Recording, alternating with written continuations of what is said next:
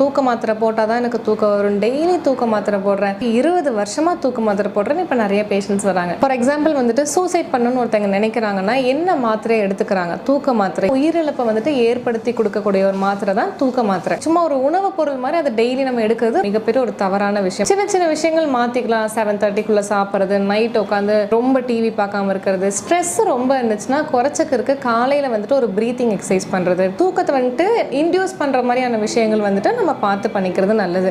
தூக்க மாத்திரை போட்டால் டக்குன்னு தூக்கம் வருது ஒரு ஈஸி பார்த்து நீங்கள் சூஸ் பண்ணும்போது ஏகப்பட்ட கோளாறுகள் வரும்.